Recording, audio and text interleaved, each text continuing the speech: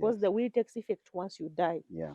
So where you find that there are extreme contradictions, then they may all be invalid or Yeah. all nullified, and Yeah. then now the estate of the deceased person will have to be divided under the rules of intestacy. Because Understood. when you have a will, we say you died testate, and when you don't have, we say you died intestate. Interesting. Yes. Wow. There's another scenario here where you find somebody has a will that is indicating 4 children, and then later on he acquired more 3 children when he had not actually amended or changed his will. Mm, How do you consider such a will that it was the last will he made, mm. but after that he had more other 3 children which were not who were not included in this will? How do you go about that?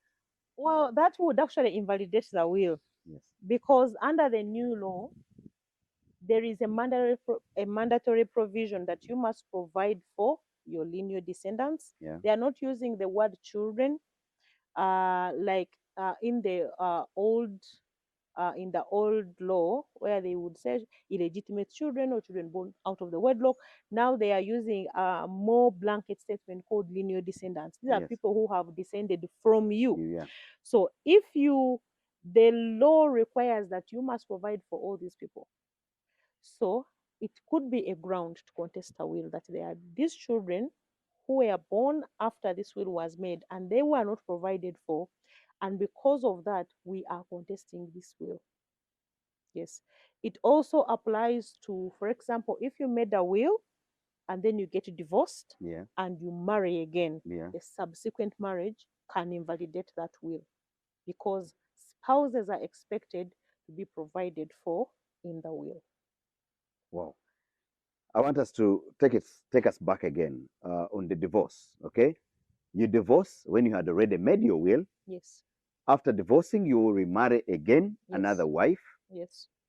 and then later you pass on. Let's say you died before you changed your Yes. previous will. Yes. So, does the previous marriage claim that will, or it is the current marriage that actually claims that will, or it is invalid? That is a ground for contesting that. It actually, a subsequent marriage invalidates a will. It's simple as that. If Yeah. you're married and you've made a will and you provided for a spouse in that will, Yeah. God forbid you either divorce or your spouse dies Yeah. and you remarry, you are expected to go back And and yeah, do something which reflects the the current current status. status. Yes. If you do not, Yes. and present a will, for example, you say, oh, in this will, because in the will, you're expected to set your name, set your spouse or spouses, if you have more than one wife, Mm. uh, your children. So if we find that the person you stated as your wife, you have since divorced, Yeah. and we know that you married, that would be simple. That will be disregarded. Hmm.